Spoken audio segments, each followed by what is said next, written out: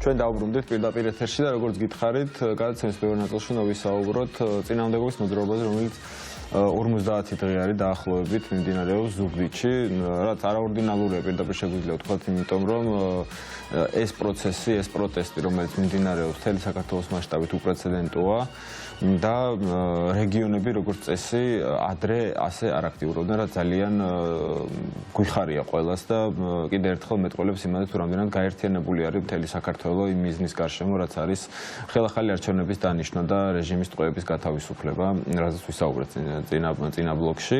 ჩვენ ჩართვით გვეყოლებიან აქტივისტები, მარიამ სიჭინავა და ცაბუნია ვართაგავა, როგორც ვიცი ხაზზე არიან უკვე. მოგესალმებით. მოგესალმებით. დიდი მადლობა რომ ჩვენთან ერთად ხართ დღეს და გამონახეთ ამისთვის დრო. პირველ რიგში მინდა კითხოთ როგორ ხართ და როგორია თქვენი განწყობა? მოგესალმებით, მადლობა რომ ჩაგვერთეთ. ყველა ჩემს საუბარს ვიწყები, ძალიან მნიშვნელოვანია. ხმა შემოდის, მე მგონი ჩართული არის ტელევიზორი თუ შეიძლება ვცდები, მაგრამ ხმა შემოდის, არა? არა, მაგ ჩართული. არა, კარგით. ეს იგი ჩვენი ბრალია, ტექნიკური. ბოდიში. მოგეთ ვიწყებდი მადლობით იმის გამო რომ ჩაგვერთეთ, რეგიონის ხმა მნიშვნელოვანია.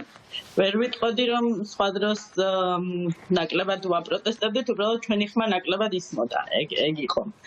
თორემ ნებისმიერი პროტესტი რაც დედაქალაქში იყო ხოლმე, ზუგდიდშიც აქტიურად ვიყავით ჩართულები. ჩემს განწყობას რაც შეეხება, რა თქმა უნდა, საბრძოლო განწყობაზე ვარ. დღეს უკვე 57 დღე გვაქვს უწყვეტი ბრძოლის, ასე ვიტყოდი, არ მომერიდება ამ სიტყვის თქმის. შემართებით ვართ, არ ვემორჩილებით რუსულ რეჟიმს, ვიბრძვით რუსულ რეჟიმის წინააღმდეგ და რა თქმა უნდა, არ გავჩერდებით იქამდე, სანამ არ გავიმარჯვებთ. ცაბუნია, მე როგორც ხედავ, კადრები ძალიან ხშირად ვრცელდება ხოლმე, რომ ზუგდიდში ძალიან ხშირად ბევრი პერფორმანსი ვნახეთ, ასე ვთქვათ, ნიღბების აქცია იყო, პიროტექნიკით იყო ადამიანები მისული ზუგდიდის ცენტრში, ხო?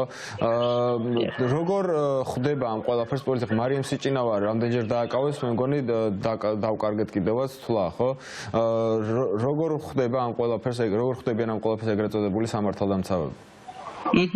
ხო, აი მარიამი შემდეგ ალბათ უფრო დეტალურად მოყვება, ჩვენც აგვერია უკვე, თარიღებიც აგვერია, დღეს ახლა ვარკვევდით ჩართვის წინ, რომ აი მე რამდენი იყო და რა რიცხვში იყო. დაუმორჩილებლობა უნდა გამოგვაცხადებინა არალეგიტიმური პრეზიდენტის მიერ ხელმოწერილ კანონებზე და შეგნებულად 30 დეკემბერს, როდესაც ეს კანონი ძალაში შევიდა ბრჭყალებში, დავიწყეთ მისი გაპროტესტება. რა თქმა უნდა, მივედით აკრძალული ბალაკლავებით, რომელიც ძალიან სასაცილოა ხო, დამეთანხმებით ბალაკლავის ტარება, ესე განცალკევებულად არანაირი სამართალდარღვევა არ არის. მე ამის გამო დამაჯარიმეს, გუშინ აპელაციაზე შევიტანე მოკლედ სასამართლო გადაწყვეტილება და ვამტკიცებ, რომ ჩემი კონსტიტუციური უფლება, გამოხატვის თავისუფლება შემეზღუდა ამ ყველაფრით. მარიამი ალბათ შემდეგ უფრო დეტალურად მოყვება. რა თქმა უნდა, დაუმორჩილებლობას ვაგრძელებთ, პერფორმანსები იქნება თუ სხვა რამ ყოველთვის გავაგრძელებთ, ჩვენ სათქმოს ვიტყვით სხვადასხვა მეთოდებით, იმიტომ რომ პროტესტი ხომ არ არის მხოლოდ ის, რომ ბევრი ათეულობით და ასეულობით ადამიანი სადღაც შევიკრიბოთ. პროტესტს ბევრი გამოხატულება აქვს და ჩვენ ვიყენებთ ამ ყველა გამოხატულებას, ვფიქრობთ ახალ მეთოდებზე, როგორ შეგვიძლია რომ უფრო ბასრად ვთქვათ ჩვენი სათქმელი. მე მაინტერესებს სამეგრელო ყოველთვის გამოირჩევა თავისი რაღაცნაირად ეს ხალხი ჩემთვის მეგრელები არიან, რა თქმა უნდა, აბსოლუტურად ყველა კუთხეს თავისი, ასე ვთქვათ, პლუსები და მინუსები აქვს, მაგრამ აი სამეგრელო ჩემთვის არის რაღაცნაირად ადამიანების ერთობის მაგალითი, აი როგორ უდგანან ადამიანები ჭირში ერთმანეთს, როგორ უდგანან ხილში. ამ მეგრელებს რაღაცნაირად განსაკუთრებით იცით აი ეს ერთმანეთში გვერდში დგომა და გატანა და რაღაცნა სხვანაირი ძალა გაქვთ ხოლმე. ჩემთვის ყოველ შემთხვევაში ასე ჩანს. რა თქმა უნდა, ყველა კუთხეს თავისი, ასე ვთქვათ, ტრადიცია და არ გვაკლია ქართველებს ერთმანეთის გვერდში დგომა, მაგრამ ამ კუთხეს ჩემთვის რაღაც განსაკუთრებულად აქვს. აი ის რომ აქციებზე, ვთქვათ, ნიღბის გამო შეიძლება მოვიდეს ზუგდიდში პოლიციელი და აი ვთქვათ, თქვენ ამაზე მოგცეთ შენიშვნა და ამის გამო წაგიყვანონ განყოფილებაში. მაგალითისთვის ვამბობ. აი ერთი პატარა ზუგდიდი, სადაც ყველას იცნობს, ყველას ახლობელია, თუ პირდაპირ ზედაპირი ნაცნობი არა, მეზობელი მაინც, კლასელის მაინც, ბიძაშვილის მეგობარი მაინც. აი ამ შემთხვევაში, აი პირადად, როდესაც თქვა პოლიციელი მსგავსი, თქვა ქმედების გამო აკავებს ზუგდიდში აქტივისტს, თვალებში ჩაგიხედავთ ამ ადამიანებისთვის, აი ან არ დალაპარაკებულ ხართ, რა ხდება, არ გითქვამთ, რომ იქნებ დაფიქრდე რის გამო გვაკავებ. აი სულ მაინტერესებს აი ესეთ პატარა ქალაქებში აი ამ დროს რა ხდება. კი, ვიწრო სოციუმის პლუსით და მინუსით ეგ არის, რომ ყველას იცნობს. ფოტოებში გექნებათ ნანახი ალბათ, აი როგორი განლაგება გვაქვს ხოლმე ამ ადმინისტრაციული შენობის წინ წკრივში პოლიციელები დგანან და მათ წინ ჩვენ ვაპროტესტებთ ხოლმე და ყოველთვის ჩვენი აქციის მონაწილეები ამ პოლიციელებს ესაუბრებიან. მუდმივად აი ვცდილობთ რომ დავანახოთ ის რა დღეში არიან თვითონაც თუნდაც ანუ ჩვენ არ ვსაუბრობთ ის რაღაცა განყენებულად იმაზე რომ ვთქვათ ევროკავშირი კარგია ან რუსეთი ცუდია ან რაღაც მსგავს ჩვენ ვცდილობთ ვესაუბროთ ამ ადამიანებს მათთვის რატომ არის კარგი ან ცუდი ნებისმიერი გადაწყვეტილება რომელსაც ამ წუთას არალეგიტიმური ხელისუფლება იღებს. კი, რა თქმა უნდა, ჩვენი ნათესავებიც ხშირად დგანან მანდ, ჩემი მეგობრების ოჯახის წევრებიც და ნათესავებიც დგანან, ჩემი წლების მანძილზე ნაცნობებიც დგანან, მათაც იგივეს ვესაუბრებით, იმიტომ რომ აი ამ კომუნიკაციაში ჩანს, რომ ეს პოლიციელებიც ალტერნატიულ რეალობაში ცხოვრობენ, მე რასაც ვამჩნევ, იმიტომ რომ იმის ჯერაც რომ ჩვენ მტრები ვართ, ჩვენ ქვეყნისთვის ცუდი რაღაც გვინდა, ამ ადამიანებს სხვა სოციუმი აქვთ, აი მუდმივად 24/7-ზე სამსახურში არიან, მეგობრებიც მხოლოდ პოლიციელები ყავთ და აი ამიტომ ვამბობ, რომ ალტერნატიულ რეალობაში ცხოვრობენ, სადაც რთულია რომ რაღაც შეიჭრა და ერთი თაუბრით ან რაღაცა გადააფიქრებინო ის რაც მთელი წლების მანძილზე ძალიან მნიშვნელოვანია რომ ეს ადამიანები როდესაც სამსახურს ამთავრებენ და უბრუნდებიან თავის ოჯახებს აი რაღაცნაირად კომუნიკაცია დალაპარაკება მხარეებს შორის რა თქმა უნდა ძალიან მნიშვნელოვანი მგონია იმიტომ რომ ხელისუფლებამ ეგრეთ წოდებულმა ხელისუფლებამ საზოგადოებასთან საუბარი ვერ შეძლო დებატები საზოგადოებასა და მათ შორის არ მომხდარა და მე მინდა რომ ხალხმა თვითონ მოახერხოს ის რომ ველაპარაკოთ ჩვენ ერთმანეთს, იმიტომ რომ ჩვენ არ გვაქვს იმის უფლება, რომ რაღაცნაირად ერთმანეთის მტრებად ვიქცეთ, ეს ასე არ უნდა მოხდეს. მხოლოდ და მხოლოდ ჯანსაღი დებატები და საუბრით რაღაცნაირად უნდა მივახვედროთ ის ადამიანები, რომ რა არის ნამდვილი, რა არის სიმართლე და რა არის კარგი ამ ქვეყნისთვის და მე ვფიქრობ, რომ ეს აუცილებლად მოხდება. მე ყოველ შემთხვევაში ამის სურვილი მაქვს, რომ კანონის ფარგლებში და კულტურული დებატები ძალიან მნიშვნელოვანი არის, იმიტომ რომ ჩვენ არ გვაქვს იმის დრო და არც იმის საშუალება, რომ მტრებად ვექცეთ ეს ერთი ბეწო ქვეყანა ერთმანეთს და ეს არც მოხდება და არც ხდება და მე ძალიან მიხარია. კი, ნამდვილად ასეა ფუფუნება არ გვაქვს პირველ რიგში რომ გავთითო კაცდეთ ძალიან ცოტანი ვართ ამისთვის რომ მტრებად ვექცეთ ერთმანეთს თან ესე ახლო ურთიერთობაში მყოფი ადამიანები და ჩვენ აი ეს ოპტიმიზმი გვაქვს მაგისთვის რომ ამ ადამიანებს მუდმივად ვესაუბროთ ამ წუთას მოწინააღმდეგე მხარეს ვინც დგანან იმ ადამიანებს და დავაჯეროთ რომ ჩვენ ყველა ერთი იდეისთვის ვიბრძვით რეალურად არ ვართ მტრები. ხშირად ვუმრობ ხოლმე რომ აქციის გამომცვლელები როცა გამოდიან ეს პოლიციელები ძალიან ინტერესით უსმენენ აი უკან დგანან ხოლმე მწკრივად და ვამბობ რომ შეიძლება ამ აქციების ბოლოს როცა ჩვენ რა თქმა უნდა გავიმარჯვებთ შეიძლება სერტიფიკატებიც დავურიგოთ ასე ადამიანის უფლებებთან დაკავშირებით ან სხვადასხვა საკითხებზე. აუცილებლად უნდა გითხოთ სანამ დაგემშვიდობებით საბუნიებით არ მომერიდება იმის თქმა რომ განსაკუთრებით ზუგდიდშიც პროტესტის ავანგარდში ქალები დგანან და იმის გათვალისწინებით თან რომ ეს პროტესტი რეგიონში მიმდინარეობს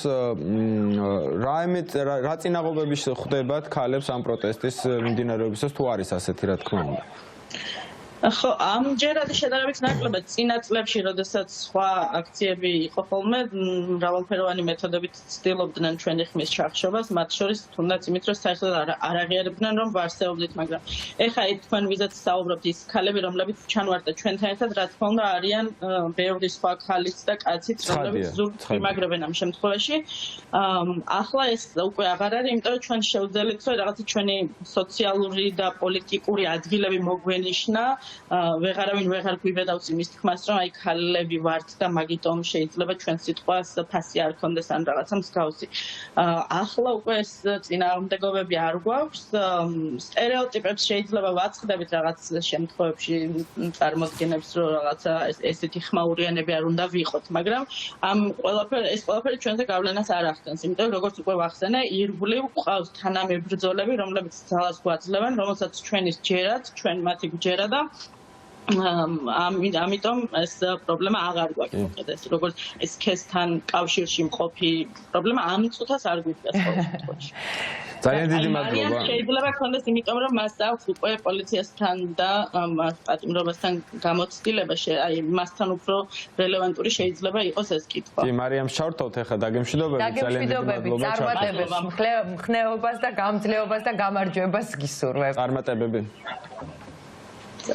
ხო, ძალიან მნიშვნელოვანი არის რეგიონში ახალი კერების შექმნა. საბუნიამ როგორც გითხრა, ეს არ არის პირველი შემთხვევა, როდესაც ზუგდიდი გამოდის გარეთ, თუმცა ის მგონი თანხმდებით იმაზე, რომ განსაკუთრებულად ხმამაღლა ისმის ამ პროცესებში რეგიონების ხმა და ზუგდიდის განსაკუთრებით. და ძალიან მნიშვნელოვანი რამე თქვა სხვათა შორის, ეხლა საბუნიამ რომ პოლიციელებიო, რომლებიც უკვე ძალიან დიდი ხანია, ამდენი ხანია პროტესტის ტალღა არის ზუგდიდში აქციებზე დგანან რაღაცნაირად იმდენად უსმენენ იქ გამომსვლელებს, რაზე საუბრობენ და იქ უფლებადამცველები ძალიან ბევრნი არიან და სხვადასხვა ასე თქვა დებატებს ისმენენ, ძალიან ბევრ რამეში გაერკვნენო და დარწმუნებული ვარ, რომ რაღაცნა დროის მერე მაინც რაღაცა ცვლილება მოხდება მათში და აუცილებლად გადადგამენ ისინი სწორ ნაბიჯებს, იმიტომ რომ ეხა მათზეა ყველაფერი დამოკიდებული, რომ თვითონმა მათგანმა გაიაზროს ვის ებრძვის, ვის უპირისპირდება და ვის ხელებში უგდებენ ამ თავისუფლებისთვის მებრძოლ ადამიანებს, იმიტომ რომ საბოლოო ჯამში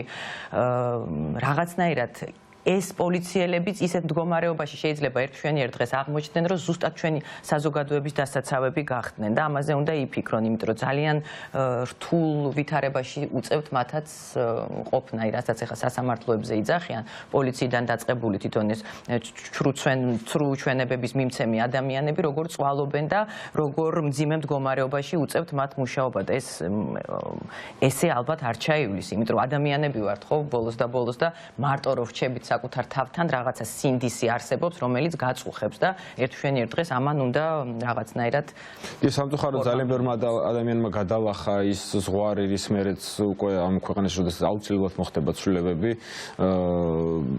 შეიძლება დასჭირდეთ საზოგადოების დაცვას და მე დარწმუნებული ვარ, ასე იქნება, იმიტომ რომ ჩვენ თუ ამას მხარეები შეგვიძლია დავარქვათ, მხარეებს შორის განსხვავება ზუსტად ეგ არის, რომ ჩვენ ემპათიურად, ჰუმანურად და კანონის ჩარჩოებში უდგებით საკითხებს, განსხვავებით ქართული ოცნების წარმომადგენლებისგან და იმ რეჟიმის წარმომადგენლებისგან, რომელიც არანაირ კანონის ჩარჩოებში, არანაირ მორალურ საზღვრებში არ ზის და მათ მხოლოდ ერთი მიზანი ამოძრავებთ, როგორ შეუნარჩუნონ ძალაუფლება ერთ ადამიანს ამ ქვეყანაში. და სანდრო, მე კიდევ ერთხელ აღნიშნავ, რომ აი სწორედ ის, რომ მთელი ეს საზოგადოება ამ კანონის ფარგლებში აბსოლუტურად დემოკრატიული გზით იცავს თავის უფლებებს, ამას ხედავენ ჩვენი ევროპელი კოლეგები და ეს არის უნიშნელოვანესი, რომ აი იმ ჩარჩოდან არასდროს არ გამოვიდეთ და იმ კანონებს მივყვეთ, რომ რაღაცნაირად კიდევ უფრო ძლიერები გავხდეთ. კი, მარიამ სიჭინავა ყავს ჩართვით, როგორც ვიცი, უკვე მზად არის.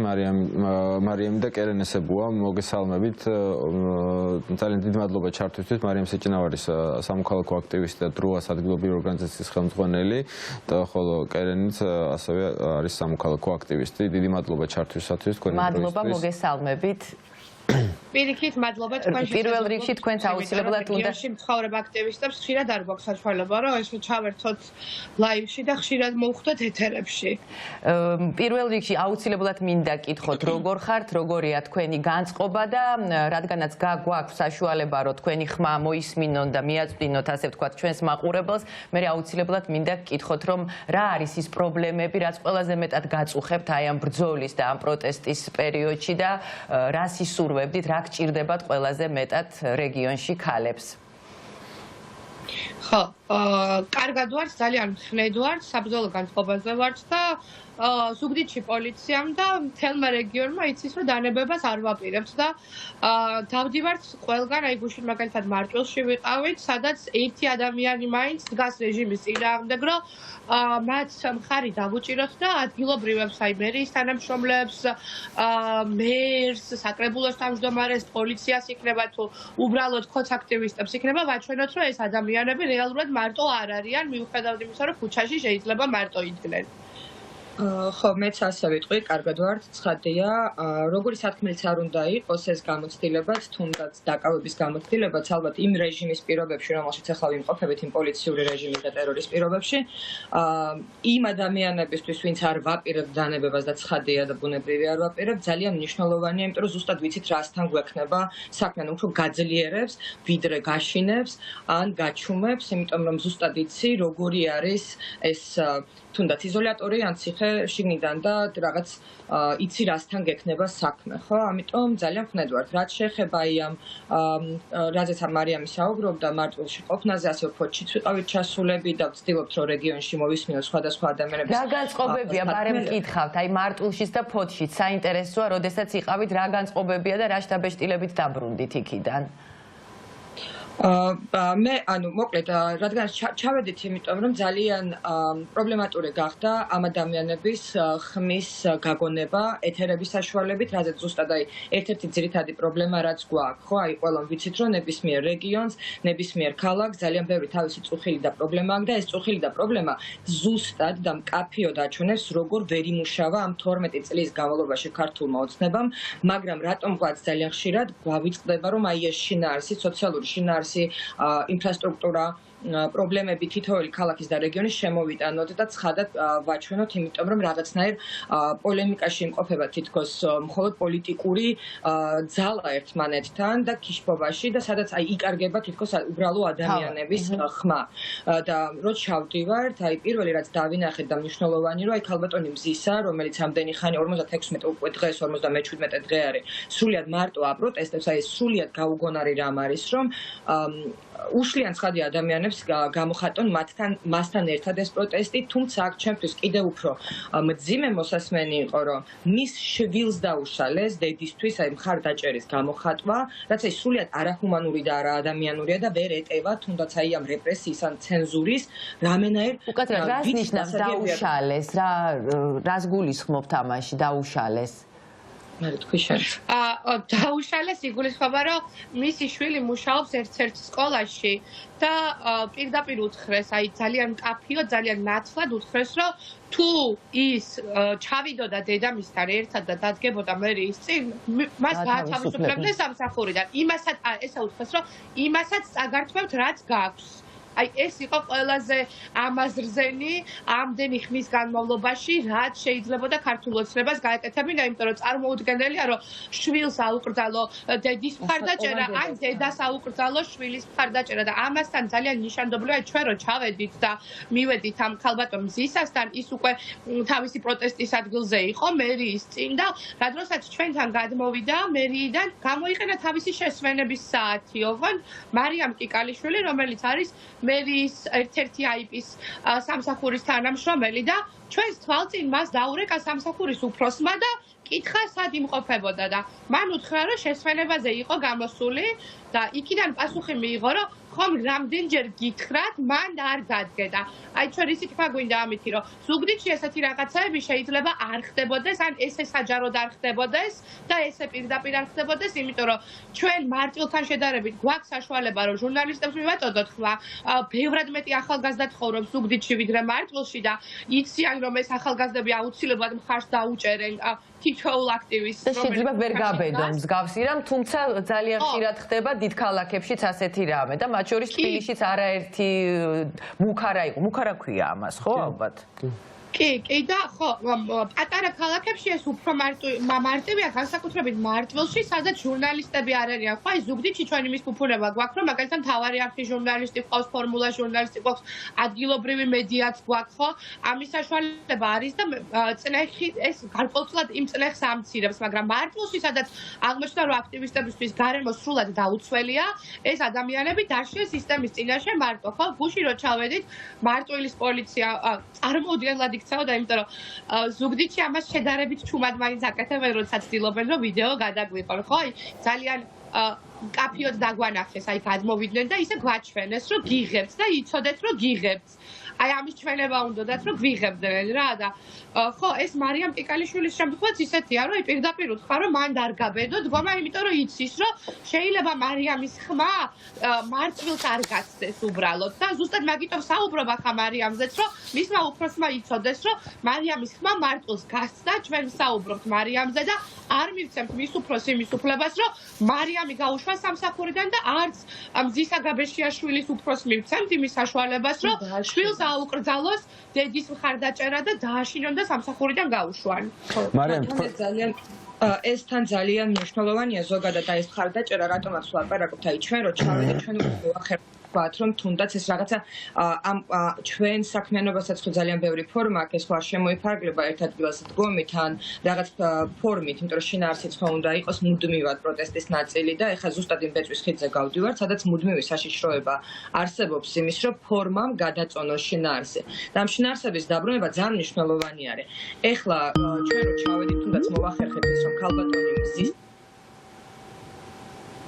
ხმა გაწყდა სამწუხაროდ დაურეკეს ჩართოში მარიამს და კერენს სანამ დაგვიბრუნდებიან მე ძალიან მაინტერესებს ერთი იმიტომ რომ მარიამი როგორც ვახსენეთ წინა ჩართოში არაერთხელ არის დაკავებული ხო გაიქცა დარეკა რომელიღაცა მესენჯერმა გულისხმობ ალბათ დაკავების პროცესი კი მაინტერესებს რომ მარიამი ბოდიში გაგაწყვეტინეთ კერენ დაასრულეთ და მარიამს მინდა ვკითხო რაღაც ხო, რა თქმა უნდა, ანუ ვამბობდი იმას, რომ ხა ძალიან ბეჭვის ხიდზე გავდივართ თქო, იმიტომ რომ სახიფათო მონაკვეთზე ვართ, ხო, აი უნდა გვეშინოდეს იმის თითქოს რომ შინაარსი გამოეცალოს, აი რაღაც პერიოდულად გამოეცალოს შინაარსი პროტესტ და გადაწონოს ფორმამ. ანუ მარტო ეს ხო არ არის, ხო, აი ეს ჩვენი დგომა, აი ესე ჯიუტი დგომა, იმიტომ რომ სულ უნდა ვცდილობდეთ აი ამ ადამიანების ხმა მართლა მკაფიოდ ისმოდეს. ხარისხი ამ პროტესტის და ის გარანტია, რომ ეხლა ქართული ოცნება და პოლიციური რეჟიმი რეალურად არის ამ პროტესტის ალყაში, ყველა ქალაქში და ყველა სოფელში და